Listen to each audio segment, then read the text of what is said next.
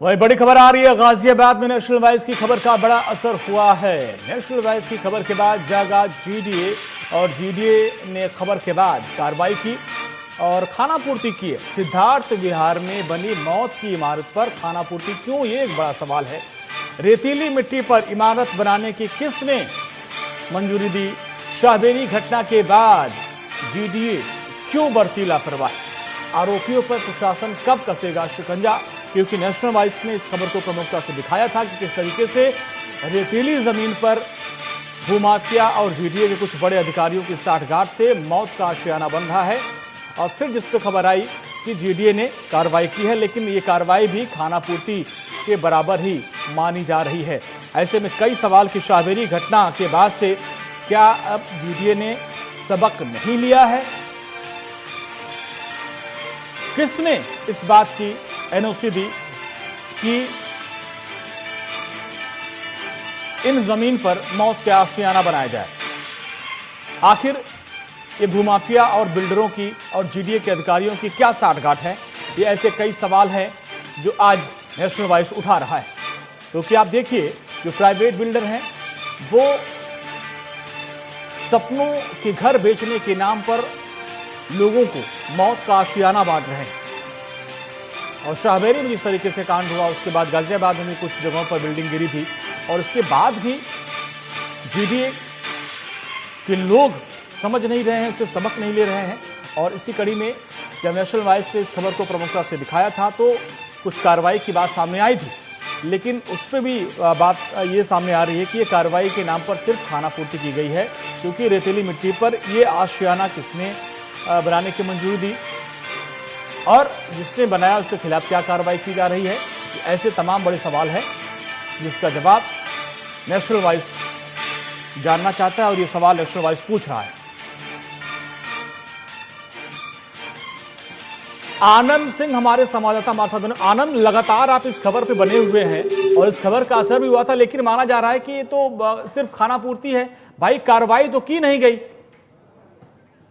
आनंद के पास दोबारा जाएंगे और समझने की कोशिश करेंगे। आनंद लगातार इस खबर में बने हुए हैं, उन्हीं की रिपोर्ट थी और उन्होंने इस खबर को दिखाया था कि किस तरीके से वो तस्वीर देखिए जब 7 अगस्त को हमने इस खबर को प्रमुखता से दिखाया था कि रेतीली जमीन पर जो डूब क्षेत्र बोला जाता है, वहां पर आप किसी भी तरह के रिहायशी आवास को नहीं बनवा सकते। लेकिन जीडीए और भूमाफिया के साठगांठ से मौत का आशियाना बन रहा है। वहां पर किसी भी मानक को पूरा नहीं किया गया। एक तो भाई वहां 4 या 5 फ्लोर की मंजूरी है, 6 फ्लोर की इमारतें बना दी गई हैं और जिसका खुलासा हमने अपने रिपोर्ट में की थी। लेकिन अब सवाल ये उठता है कि आखिर किसकी शह पर ये पूरा खेल हो रहा है? क्योंकि गाजियाबाद में, नोएडा में जितने भी प्राइवेट बिल्डर हैं, इनको चाहे नोएडा प्राधिकरण हो या फिर जीडीए के अधिकारियों का समर्थन मिल रहा है। उनकी साठगांठ से ये पूरा खेल चलता है। शाहबेरी में जो घटना हुई थी उसमें आपने देखा कि किस तरीके से बिल्डिंग धड़ाम हुई थी। लाखों रुपए लोग लगाकर अपने सपनों का घर खरीदते हैं, लेकिन ऐसे जो बिल्डर हैं, ऐसे जो माफिया हैं, ऐसी जमीनों पर आवास बनाते हैं जहां पर आवास बनाने की मंजूरी नहीं दी जानी थी। आनंद सिंह हमारे संवाददाता हमारे साथ। आनंद, लगातार आप इस खबर पे बने हुए हैं और किस तरीके से एक नेक्सस काम करता है कि भाई जीडीए हो या फिर भूमाफिया, उनकी साठगांठ से मौत का आशियाना बनता है।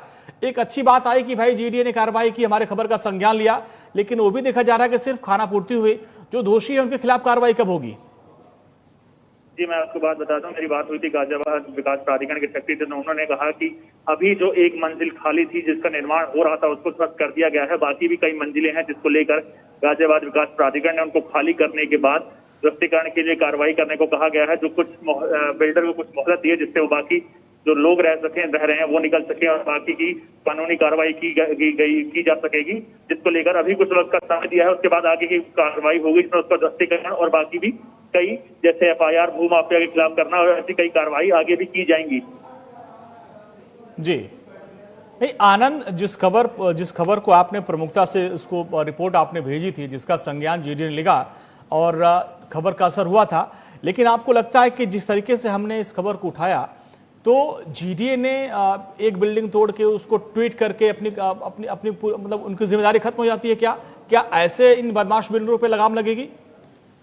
जी नहीं, ऐसी कार्रवाई अभी पूरी तरह से खाना पूर्ति ही मात्र की गई है। एक बिल्डिंग ध्वस्त की गई है, उसके बगल की बिल्डिंग सील की गई है। लेकिन आज मैं जब वापस मौका वारदात पे गया तो मैंने वहां साफ देखा कि वहां बदस्तूर निर्माण जारी है। सील होने के बाद भी निर्माण हो रहा है, जिसके बाद एक सवालिया निशान लगता है कि क्या गाजियाबाद विकास प्राधिकरण की जस्ट एक कार्रवाई का खाना पूर्ति थी और उससे आगे से किसी चीज से मतलब नहीं है। ये बहुत बड़ी बात है कि अगर बिल्डिंग सील होने के बाद भी निर्माण हो रहा है तो ये एक सवालिया निशान है उस प्रशासन पर, उस गाजियाबाद विकास प्राधिकरण पे और उन अधिकारियों पे जो वैसे तो एसी के हवा लेकर रूम में बैठते हैं, जिनके ऊपर कंधों पे भारी जिम्मेदारी होती है, लेकिन वो इस नेक्सस में ऐसे मिले होते हैं कि उनको जमीनी स्तर से कोई लेना देना होता ही नहीं।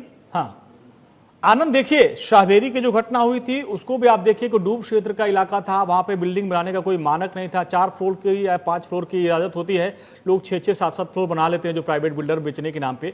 और जो बेचारे दिल्ली एनसीआर में रहते हैं प्राइवेट बिल्डर के पास जाते हैं कि भाई सस्ते में उनको फ्लैट मिल जाएगा, और इस चक्कर में अपनी जीवन भर की कमाई, अपनी पूंजी वहां लगा देते हैं। और ऐसी बिल्डिंगों का कोई भरोसा नहीं कि कब ये धराशायी हो जाए।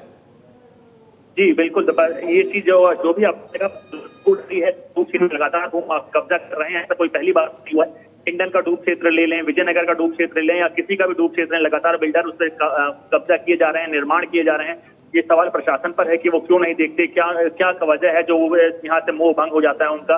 और जब न्यूज चैनल दिखाते हैं, जैसे आपका अपना चैनल नेशनल वॉइस लगातार खबर दिखा रहा है कि अभी ये तो विजयनगर का मामला है, इससे पहले एक और मामला लगातार नेशनल वॉइस उठा रहा था अम्बो सिटी को लेकर। वहां पर भी गाजियाबाद विकास प्राधिकरण की बड़ी लापरवाही सामने आई थी। उसकी अपार्टमेंट को 5 बिना मैप डिपॉजिट किए ही बिल्डर ने बना दिया, जिसके बाद सवाल उठता है कि नॉर्मल प्रोसेस ये होता है कि बिल्डर को आपको वहां पे मैप जमा करना है, जिसके बाद गाजियाबाद विकास प्राधिकरण उसकी अप्रूवल देगा, मैप के अकॉर्डिंग घर बनाना है। लेकिन हाल तो जमीनी स्तर पर यह है कि बिल्डर बिना मैप दिए ही पूरी बदस्तूर निर्माण चालू कर देता है। 250, 300, 500 फ्लैट लगातार बनाता चला जाता है। जब उसको लेकर कोई कार्रवाई की बात होती है या कोई अनियमितता मिलती है तो उसके बाद जिला प्रशासन गाजियाबाद विकास प्राधिकरण कहता है कि हम इसको कार्रवाई करेंगे। मैं आपको बता दूं, कुछ दिन पहले की ही रिपोर्ट थी, गाजियाबाद विकास प्राधिकरण लगातार घाटे में चल रहा है, जिसको लेकर वो उसको अपनी जमीन बेचने तक की नौबत आ गई थी। जिसके बाद ये सवाल उठता है कि क्यों, क्या वजह रहती है। लेकिन आनंद देखिए, जो शाहबेरी वाली घटना हुई उसके बाद ये हुआ कि उस इलाके में जितने भी फ्लैट बने थे सबको इलीगल ठहरा दिया गया।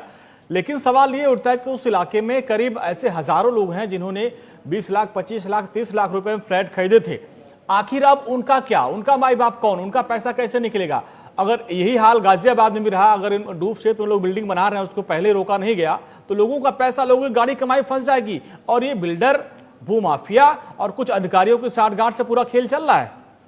जी बिल्कुल, आपकी सच्चाई है। भूमाफिया हैं, बिल्डर हैं, आपका नेक्सस प्रशासन में है, कई आला अधिकारी जो कहने को बड़े बड़े पदों पे बैठे हैं, वो साफ इसमें मिली भगत है उनकी। उसके कारण ही बदस्तूर ऐसी इमारतें बनती जाती हैं, लोग खरीदते हैं। मैं आपको बता दूं, दिल्ली एनसीआर होने के नाते यहाँ पे ज्यादातर लोग दिल्ली से आते हैं। जो लोग खरीदते हैं उनको असलियत पता नहीं होती, उनको नहीं पता होता कि डूब क्षेत्र क्या है, सरकारी जमीन क्या है। भूमाफिया अधिकारियों से मिलकर पहले तो उसका बिल्डिंग को या बिल्डिंग बना देते हैं, उसके बाद उसको बेच भी देते हैं। लेकिन जब चैनलों की नजर पड़ती है उस बिल्डिंगों पे, उस जमीनों पे, जिसके बाद वो प्राधिकरण या बाकी एजेंसीज को बताता है तो एजेंसीज फिर कार्रवाई करती हैं।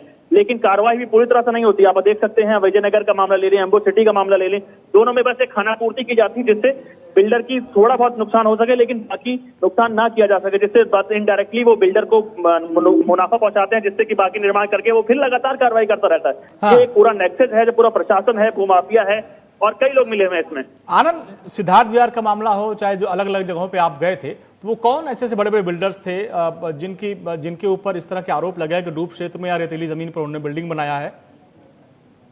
जी मैं आपको बता दूं, कई बिल्डर हैं जिनके नाम एफआईआर हो गई है, भूमाफिया एक्ट में एफआईआर हो गई है, जिसके बाद प्रशासन को गिरफ्तार करना चाहिए था, उनकी कुर्की की जानी चाहिए थी। लेकिन कोविड-19 की वजह से भी सारे की कुछ प्रोसेस रुका हुआ है। लेकिन हमारे प्रशासन ने हमसे वादा किया था कि कोविड-19 के बाद लगातार इन पे कार्रवाई की जाएगी, उनके तमाम प्रॉपर्टीज को कुर्की की जाएगी, जिससे हो सकता है इन लोगों की जो जिसमें पैसों में जमीन खरीदी गई है, प्लॉट खरीदा गया है या मकान खरीदा गया, जिनको वापसी की जा सके, भरपाई की जा सके।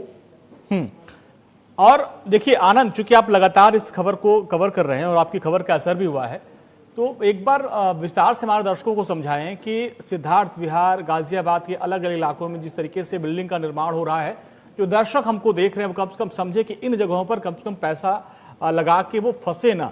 तो वो कौन कौन से ऐसे बिल्डर हैं और किस तरीके से ये इलीगल कंस्ट्रक्शन हो रहा है, क्या यहाँ पर मानकों का पालन नहीं किया जा रहा है, वो क्या खामियां हैं, उसको आप जरा विस्तार से दर्शकों को समझाएं।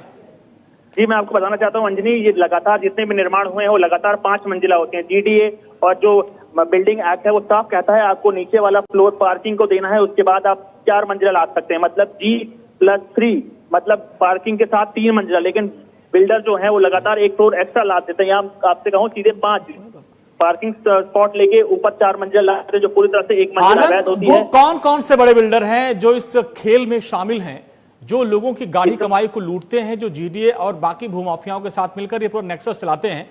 वो ऐसे कौन से बिल्डर हैं जिनसे कम से कम अपने दर्शकों को जागरूक भी करें? कौन कौन से वो ऐसे बिल्डर हैं? जी आपको बताना चाहता हूँ अंजनी, गाजियाबाद के आपके सिद्धार्थ नगर में सुनील यादव बिल्डर का नाम सामने आ रहा है, अंबुज में दिनेश यादव का नाम सामने आ रहा है। कई बिल्डर हैं जो लगातार इसमें अवैध निर्माण कर रहे हैं, जिसको लेकर एफआईआर हो चुकी है और भी कई मामले हैं। प्रशासन इनके बड़े आकाओं की मदद से ये लगातार फरार घूम रहे हैं, जिसके ऊपर और कोई कार्रवाई भी इनके प्रोजेक्टों के ऊपर नहीं हो रही।